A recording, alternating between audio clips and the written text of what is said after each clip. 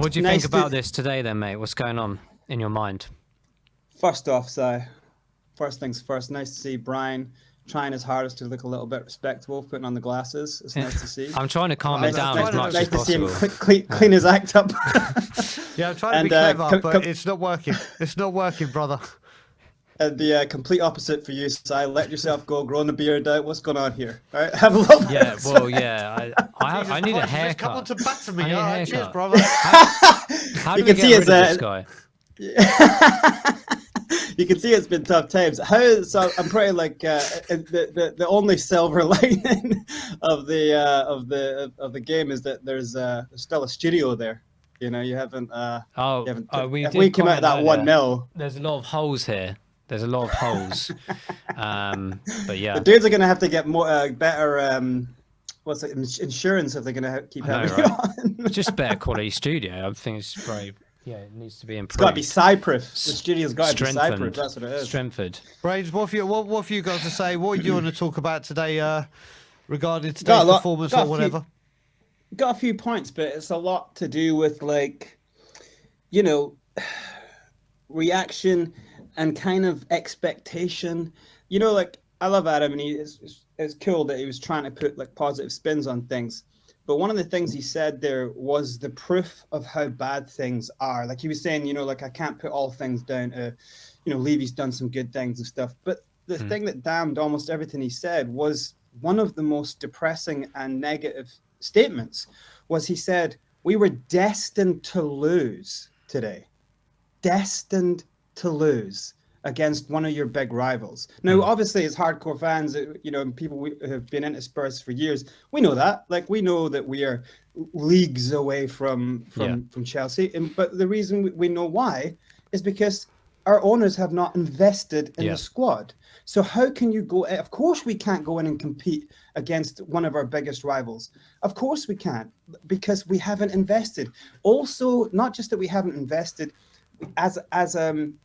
and I'm not talking about all fans because we can get into later how the difference spreads across a fan base. But there are so many people who, because a player comes through a youth system or because a player is like one of our own, we let them away with so much. We let players just be average and average and average. We have a team full of average players. Yeah. Like the reality is they are average players. Harry Kane is world class. Today he was world class. He holds the ball. He's now dribbling down the wing, taking on players. Yeah, he's improved that, hasn't he, Brains? He's advanced his game. You've seen the last three or four games. He's late in the dying embers of a match. He's dribbling between 2 or 3 players in the box. He's trying his hardest. You know, like you know when you're a good player and you're on the pitch and you're playing. You know, you maybe you kind of went along to help a friend's team out and you're looking around like no one's good and you're like fucking hell and you're just like trying to get something going. That's what Harry Kane is. He's looking around like, fuck, now I've got nothing. He makes a good pass, and then the player just runs it into the corner. Has got nothing, you know.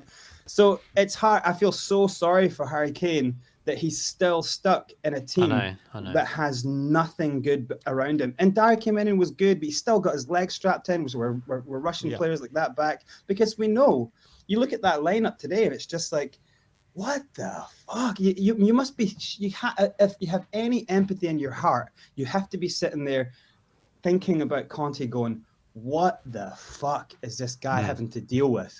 Like, look what he's having to put out. Look at the mishmash of players in all sorts of areas like they're not used to.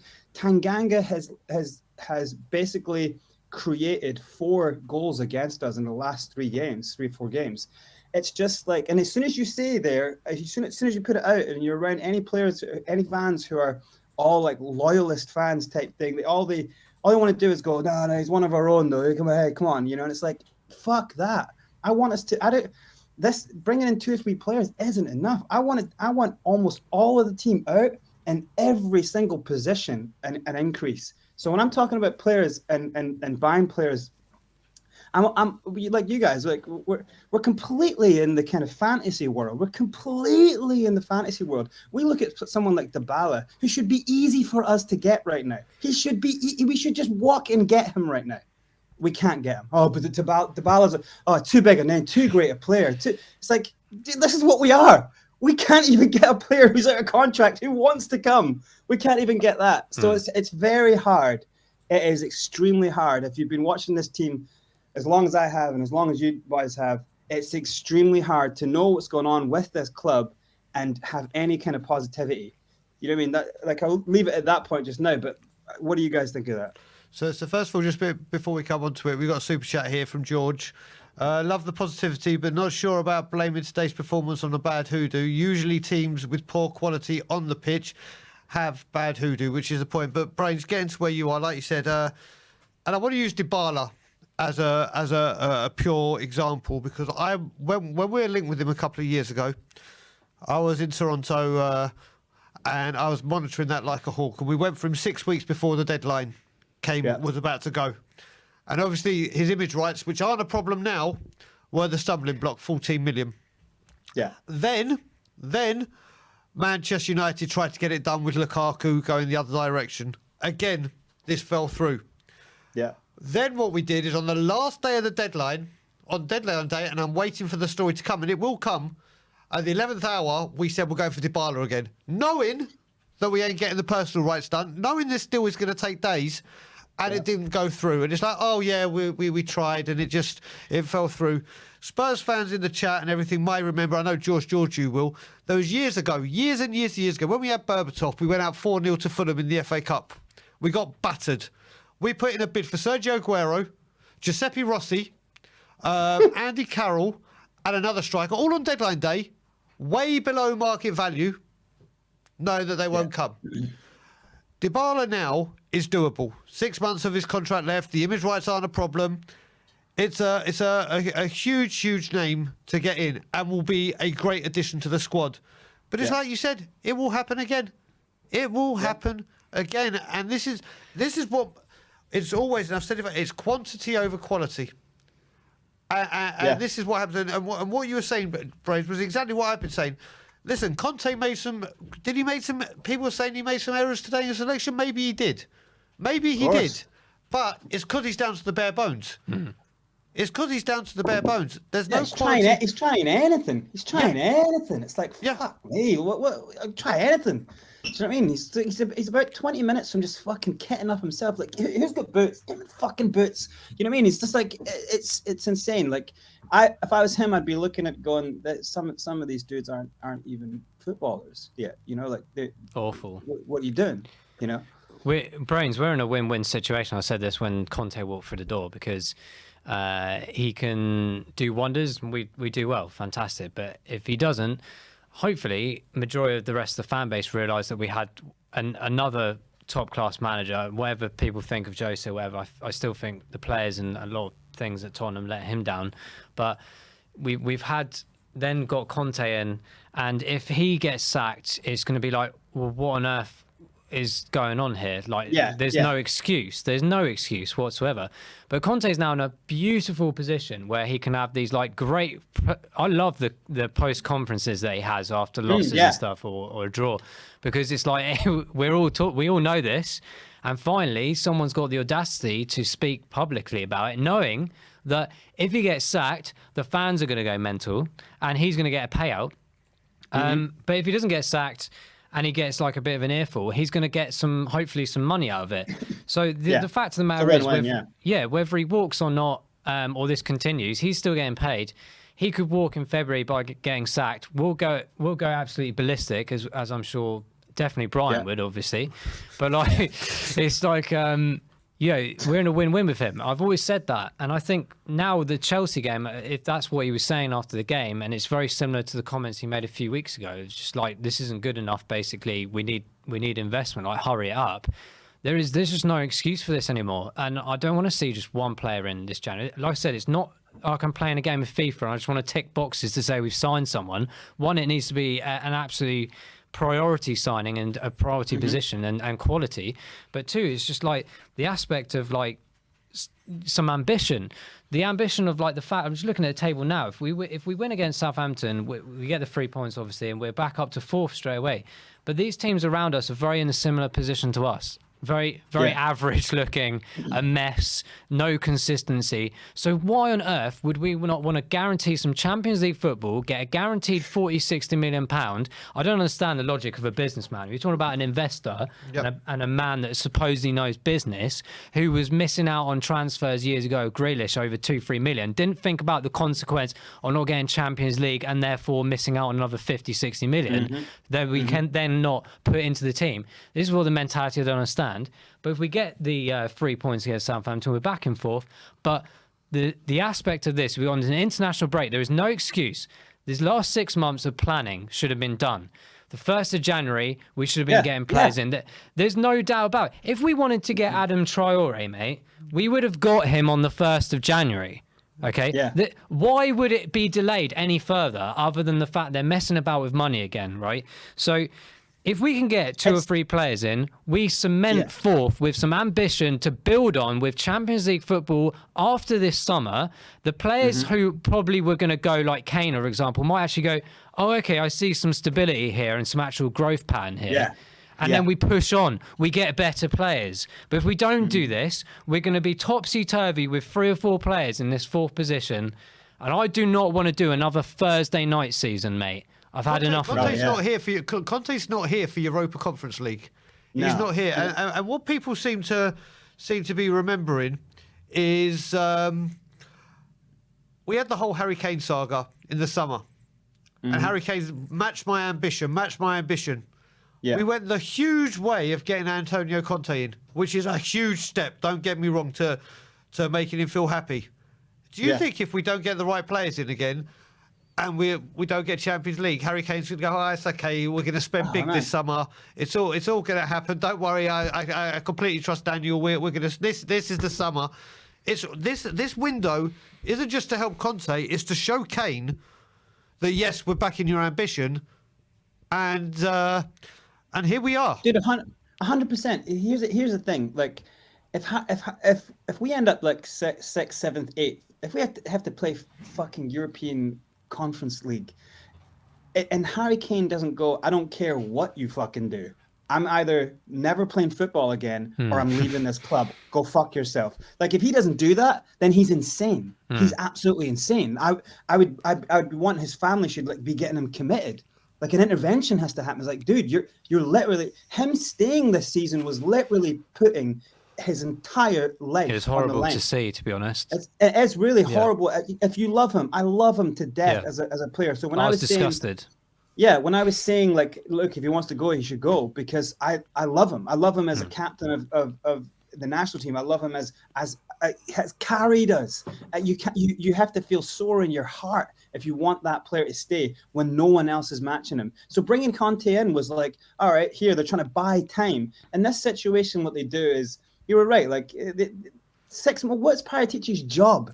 What's their job if they don't have them ready to, as soon as the serious clubs did? They went straight. Aston Villa went and got players. Newcastle's went and getting players. Like, so there's BS if they're saying, oh no, we have to wait and see. We have to wait until the 4 days from the end, and then we start doing a little, because everyone changes. The whole game changes. Everyone gets, it's like bull fucking shit.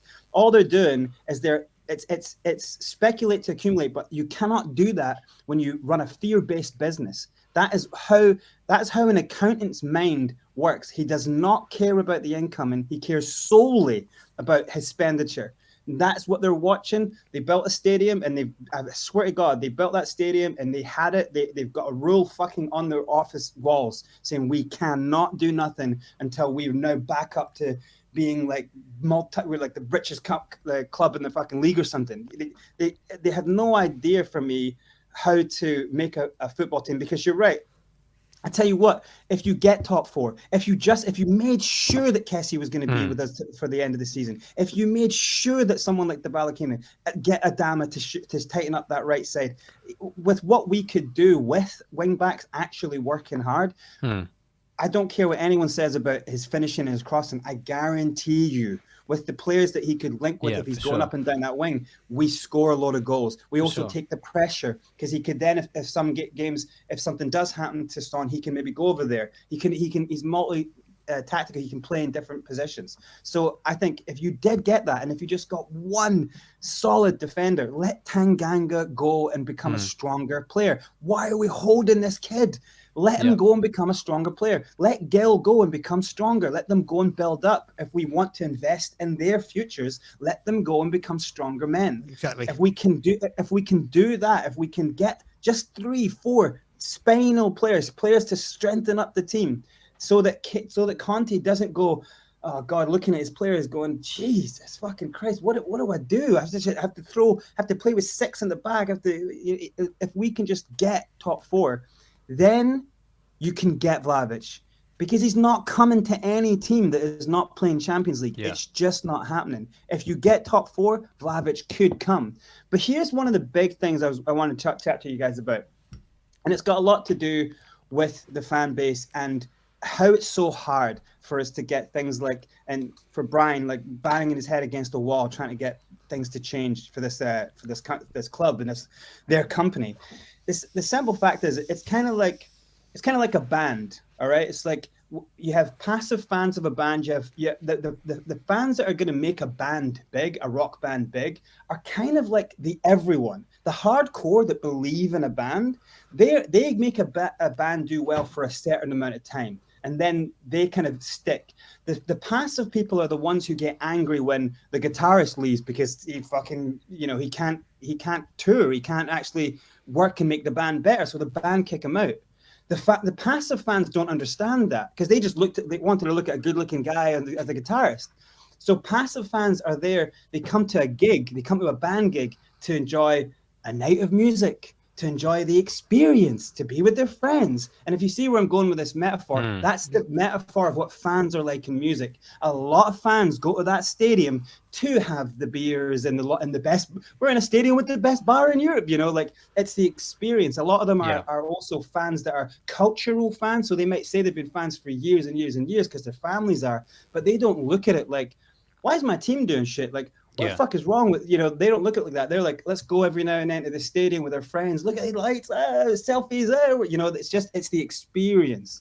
They're kind of like passive fans. And you have to understand, for a club like Tottenham Hotspur, if you look at the numbers, the majority of fans for even all the top teams are kind of passive fans. They're not hardcore. They don't get angry when we're looking at, when we can't even, for 4 games in a season, we can't even fucking compete with our rivals.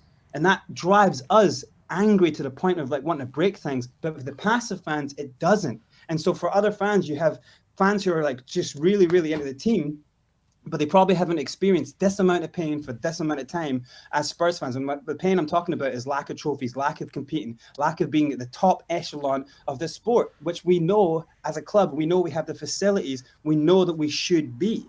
So that's the reason why we are always constantly angry when we can't compete with our closest rivals. They're not our fucking closest rivals then. Let's get Chelsea out of our lives then. If we're not going to ever compete with them, if we're going to settle for an owners who we have our fans going into games with them saying it's a throwaway game, we're never going to win that game. Well then, fuck this, fuck it all then. What are we doing here? What the fuck are we doing? It's crazy. It's insane to me. What do you guys think about that? That's how I view the fan base, just from looking at David Harris's, the Irish Hotspur, his watch along. He was getting kind of trolled by some fans there, and you can see it sometimes in all the different chats. It's like, Jesus Christ, man! Like, it's like you can see this huge divide from hardcore fans who understand the problems in the club, and kind of the passive fans who are just in this the culture of supporting and the tribal nature of supporting. Oh, fuck Arsenal, fuck them. It's like, yeah, but let's look at what's actually happening, I think we're a dying breed, Brains. That's the problem. The legacy fans have been put to the bottom of the pile. I see that every game. I think majority of people I see in the stadiums now are just more happy to spend time being sat there knowing that they're there and then sit on their phones for the whole entire game rather than actually watch it. I get it, mate. It feels, like I said earlier, it feels soulless to me, man. It feels, for years, like I think it's a beautiful stadium, a beautiful arena. People talk to me, they say like, oh, I went to watch the concert there and it's absolutely brilliant. I was like, it's a fantastic arena. Yeah, absolutely. But as a football team, we're absolutely appalling. And that means something to me because it's in my soul from a very young age. watching the development of the club and the old stadium and what that meant to me has now been replaced by a glass circular bowl shape that has no care for the fans at all. It's more about sponsor. I felt like I'm in a TV box when I'm sat there. All the adverts, everything. I totally understand that you have to get money from sponsorships and adverts and stuff, but I was sort of sitting there thinking, like, this just feels so materialistic. It just feels like we're nothing here. And my point earlier, Brian's, was it doesn't matter. We're not going to win this battle because ENIC's making money. ENIC is making money week in, week out, regardless to whether you or I sit there, whether Brian sits there, Ben Sims sits there. If we sell our season ticket, it will get sold to someone else. There's no doubt about it, because 100%, people want to buy it for the entertainment factor, if you want to call it entertainment. And, but and they're creating a decent company. But then fans shouldn't convolute a decent working company that buys up property, that grows in that way. They shouldn't convolute that with a team and how a team is doing, because you have to be absolutely insane to ask me to be positive with how this team's being treated. I feel for all the players. I feel for players who are going through a lack of development by this setup. Yeah. You know, I feel for players who are getting pulled out of youth systems, who are getting sold off like Dylan Marcandy. I feel like a lot of players, there's a lot of good stuff happening with our youth system, and I feel they get thrown in the deep end. I feel so sorry for Dane Scarlett. These players are getting sold short because of the entire structure of this company. It's got nothing to do with about building winners and a mentality of winners. Even in the under-23s, even in the Premier League 2 team, like, it's got nothing to do with that. We have a serious fall of a mentality in the entire culture around our players at Spurs, and you change that by bring in Conte, right? Fine, he's a mentality monster, but you have to give him players. So he has to bring a Kessie in. He has to bring a big, just genius defender in, who can then give the players next to him the type of mentality he has. Romero's good, but now he's accident prone. So, but you can see when Romero is in, he does lead with that kind of bucket. Let's go for it. Let's fucking go. So you need players like that in every position all the way through, and then Kane won't feel so like drained when he's trying to lift things up. You see us lose a goal, and Kane's like, "Come on," you know, and everyone's just like, "Oh." You know what it is, Brains? You use the metaphor, and I'm using the metaphor now.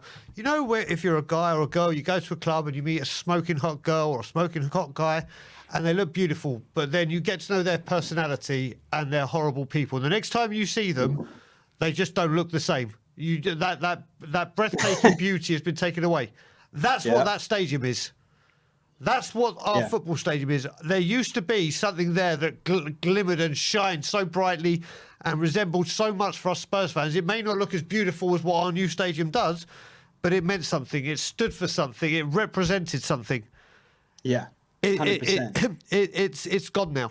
It's gone. And like you said, what you said about the ban is so totally bang on the money. Listen, when you're talking about Conte even getting players, it don't even need to be behemoths. He wanted Ashley Young. Inter Milan go, there you go.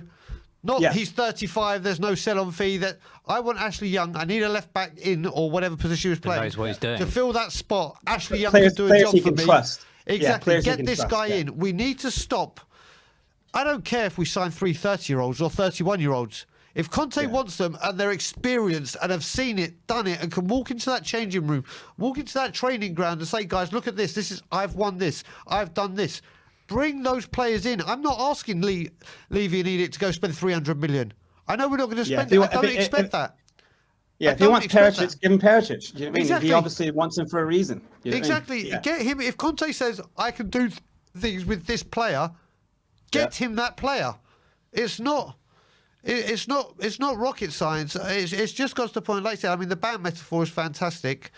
It's just you can't keep saying, oh, the players aren't there, that it's bad selection. He's choosing these selections, whether we agree it's right or wrong, because this is what he's got. Yeah. This is what he's got. Go on, Bruce. He tells us in, like, some people, I get annoyed with, like, speaking to people about his post and pre-match pressers. Like, he tells you straight. He's like, whenever he's asked, like, oh, so you know, what's your chances in this game? He just tells you straight up. He's like, look, we struggle every game. Why are you even asking me? I swear to you, if he was fluent English, I swear he would just be like, Why are you even asking me that dumb fucking question? Look Yep. at us. We struggle. We get last minute. He said in his recent presser, we get last minute against Watford. We get last minute against Leicester. We are hanging in. We scrape through Markham. Like, what is this? We can challenge these teams. Are you mental? So that's why he's saying, like, the club must listen to me. They must hear the call. I've given them my evaluation. I've told them who I want and what I want. They must listen. Yeah. And so when we're talking about top four, it is just, for me, it's just like bonkers. It is like, and really good people, really hardcore fans, even like when people say like, nah, we got it. I don't feel like anyone's being honest when they say like, we got it. Because you might be able to look at games in hand, and yes, the situation should seem kind of easy for the potential of a team like Spurs to do well. But if you actually looking at what's going on and the couple injuries, and we can't get past a first division, second division team, like, how do we possibly expect to go up against Champions League teams who spent millions after winning the Champions League, who reinvested into their team? You know what I mean? And like, I feel like we get like, 2-2 draw with the Liverpool, who had a player sent off. And people were like, see, we can, look, people came on and they played out their skin. And it's like, yeah, it's a transfer window where some players are actually trying to kind of boost their careers. They have incentive to get the fuck out of the club. That's why you might get something out of Delhi at that time. So I just think people get far too reactionary in situations instead of just looking at, like, here's the reality. We have games in hand, yeah, but we got to win those games in hand. You can't just hold that as a, do you know what I mean? Like, we got to win these games. Yeah, we got to go to Burnley and get a win. Like, that's not easy because we struggled at that before, like, and with a team where one injury and everything goes to shit, how could you possibly challenge with that? Like, and we're going to rush players back. We're going to rush Son back. You know what I mean? It's like, you can't do it. It's like a boxer. When a boxer goes into a match, the boxer is always saying, I'm going to win, I'm going to win, I'm going to win. And he's listening to affirmations every day. I'm going to win, I'm going to win. But his trainer is teaching him how to, like, block all the dirty shots, all the things that he's not thinking about. The trainer is drilling that. So when you're looking at, like, that's where fans are kind of like that. They're like the boxer going, we're going to win, we're going to win, we're going to win, we're going to win. But they don't have the realism of, oh, here's the uppercut coming. Because you didn't train it. You lost your mind. You're just looking at the positives. Show me some proof. I can't just go on what Adam's saying. I can't just go on the positives. The positives are, what the real positives are, is that we have seen that Conte does have quality, that he is working magic with a shit show that's right there, like going 9 games unbeaten. Fair enough. We're playing with a lot of teams that are depleted. There's a lot of situations why we scrape some of those results. But how long can that last? Yeah. You can't look at that as a positivity that you're going to take into the rest of the season. We go in, we don't get signings. A couple, Kane could always get injured. Son can get another injury. We've got players who are so overworked and so fatigued that they're getting multiple injuries now. Yeah. Multiple times out in the first half of the season. So you can't tell me that we are not a team that needs not just a few, we need a lot, and we should have quality in that under 23 and the second team. We should have that quality, and we don't, and that's why Levy should fucking die. That's what I'm saying. Brains, mate, you're a superhero. We've got to move now, but thanks for calling in, brother. Nice to see you. And I'll make sure that my beard and hair are trimmed the next time same here. I am on. I'm thinking of shaving tonight, actually. I'm thinking of shaving it all off tonight. But Brains, always a pleasure, brother. Nice one, dudes. Take care. Thanks, buddy.